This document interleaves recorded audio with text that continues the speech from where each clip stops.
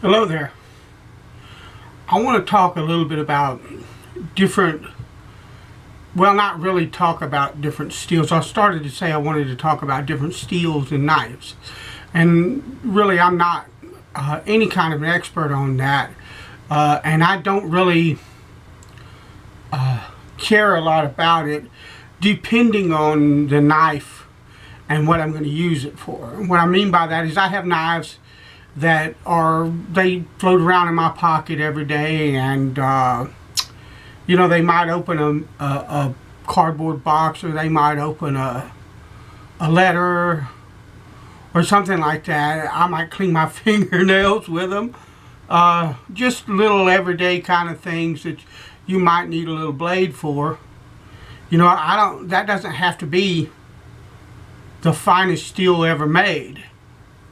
You know, it doesn't even have to be a really high carbon steel. It doesn't have to be a steel that's going to endure, hold an edge for 20 minutes of hard use, or doesn't have, it doesn't have to be a blade that I can skin a deer out with without it going dull, or gut that sucker and split the rib cage open. And it doesn't have to be that kind of blade. I'm just carrying it around in my pocket so that I'll have a little edge if I find that I need something. And then there are other knives that maybe I'm gonna rely on a little bit more heavily. I'm going to use a little bit more heavily. Like a knife that I would hunt with would typically be something like this Buck 442. It's got the Buck, I expect this is 420. It might be 440 because this is one of the old Buck Lights, I think is what it is, and I bought it 12 or 15 years ago. I don't know when Buck changed from 440 to 420HC, but it doesn't really matter. Buck's heat treat and tempering process creates a really nice steel. The US made Bucks are still really nice knives. They still hold a really nice edge, and I would have no trouble using one if I was looking for something that was going to see some hard use. Or some of my older knives. I have an older Gerber International that was made for 2 years, 83 and 84. It's got Hitachi OS 8A steel in it, and that'll hold an edge for quite a while. Got an old-timer Schrade Woodsman, US made. It's got I expect it's probably 1095 steel. That'll hold good. I mean, if I need knives like that, then they're around. But if I want just a knife, a knock-around knife, or like this knife here, you're gonna groan when you see what it is. It's a Winchester. Okay, cheap steel, cheap knife. But the lockup is dead solid. It's a liner lock, and it goes all the way over. It's got the serrated edges. This is a knife that I take with me if I'm going to be doing yard work or something like that, where I might have to cut weed eater line, or for some reason I might need to cut rope, or bust into a bubble package, a plastic bubble package, or just whatever, and if I have hard tasks that I need to do that don't require any finesse, the serrated edge works just fine for that. And then if I need finer tasks, the steel in this knife, although it won't hold an edge very long, takes a really nice edge, and it gets really nice and sharp. This will shave the hair off of my arm all day long. Okay, so if I need a finer cut for a finer task, it's there. But I'm not going to expect this knife to do the work that this knife would do. And then I've got kind of middle of the road knives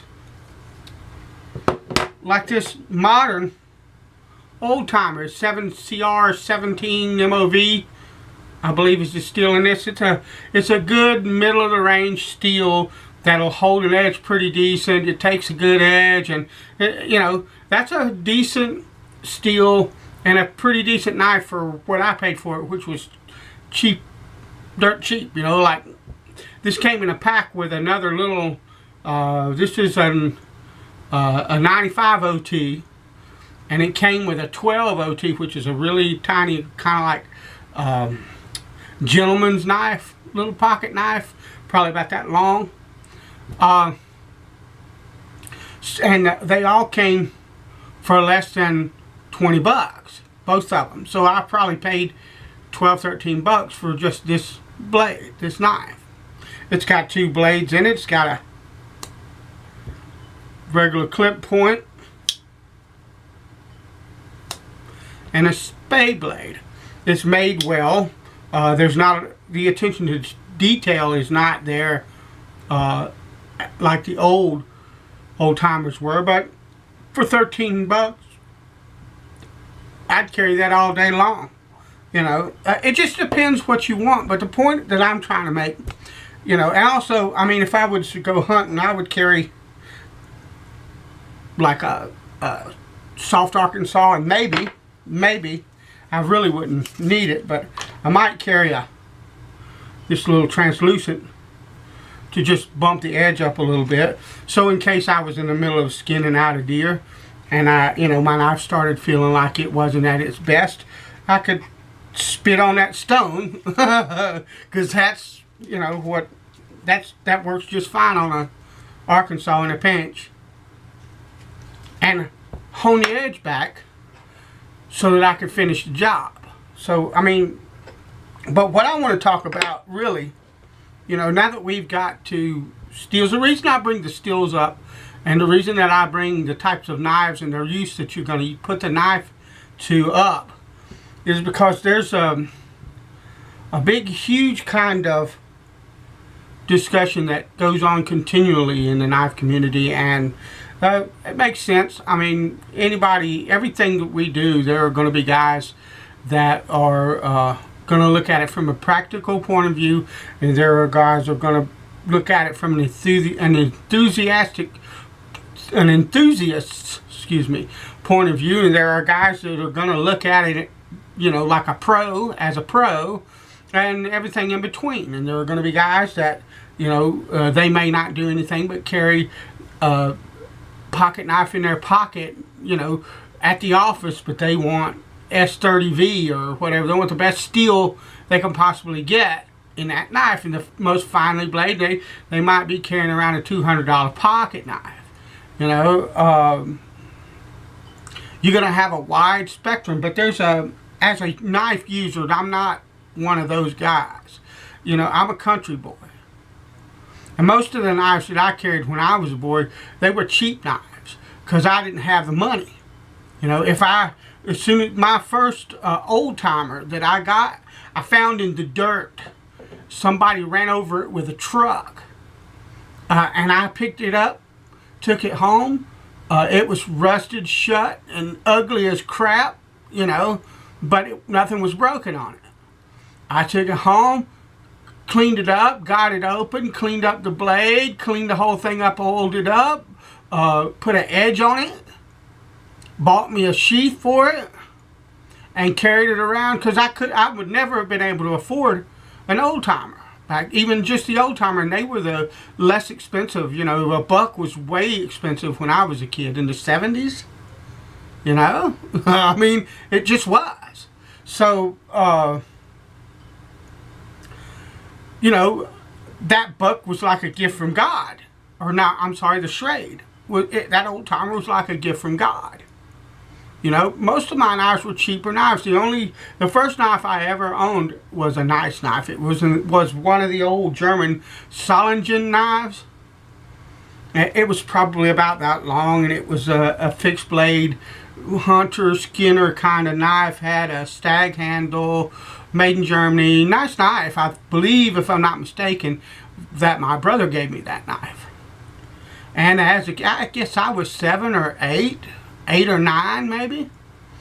And I was farting around in the woods with it. My mom didn't want me to have it, but my dad said, no, go ahead. So I had to be under 9. My mom and dad divorced when I was 9.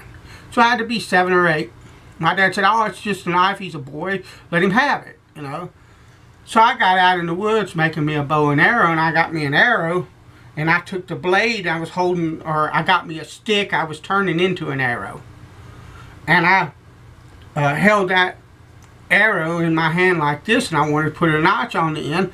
And I'm 7 or 8 years old. I took the knife like this, and when I did, I missed. And I cut my finger open. And I mean, I cut it right down to the bone. And I went to the house, and because we lived in a trailer, and I snuck in the back door, and the bathroom was right across from the back door, and ran in the bathroom and was trying to get it to stop. I couldn't get it to stop bleeding. I had a white washcloth that I wrapped around my hand. By the time I got done with it, it was red, you know. And my mom started. It was almost supper time, so my mom started calling us all for supper, and she knew that I was in the bathroom. She didn't know what was going on. And I kept saying, I'll be there in a minute, I'll be there in a minute. And finally she came in and saw the blood and everything, and that I couldn't get the bleeding to stop. And so I had to go get stitches and all that kind of stuff. But long story short, she took my knife away. And I have no clue where it went. But, you know, other than that, I had cheap knives because that's all I could afford. And they worked. I took an old soft Arkansas or an old hard Arkansas, whichever one I could find at my local hardware store, cheap, or whichever some old man that knew me and knew I had a knife and needed a stone, been there, done that, gave me, and I kept the knife sharp, and I used it, and I didn't know anything about all these fancy steels for 20, 25 years. Okay, it was a knife, it was steel, I could put an edge on it, I could get it sharp, I could use it. If it got dull, I sharpened it again, and on we went. So I think there's a lot made about quality of steels, and look, there's a place for really nice, high quality, well made tools of any kind, whether we're talking hand tools, woodworking tools, straight razors, or whether we're talking knives, whether that's a kitchen knife, you know, or a pocket knife. I have a Wusthof Trident chef's knife. Now, all my other knives are cheap. All my other kitchen knives are cheap. Martha Stewart knives, okay, and stuff like that. Bought from Kmart. But I went and found that Wusthof and saved and saved and saved so I could afford to buy it, because that's the primary knife that I use in the kitchen. And it's a high quality knife. So I'm not knocking that. I've got really nice quality knives, and I've got cheaper knives. But what I'm saying is there's a lot of people out there that they don't get into all the S30V, 8 CR18 Mauve, and OS 8, and 1095, 1080, or any. They don't get into that. 440, 420, 440A, 440C. They don't care. They've got a knife. They like the way the knife looks. They like the way it feels in their hand. They like the way it works. And they just want to keep the knife sharp. The thing of it is there's something, if you don't know, that you should know and understand. You don't always have to go to a stone to put an edge on a knife, to get an edge on your knife. Once you take a knife to a stone and get the primary bevels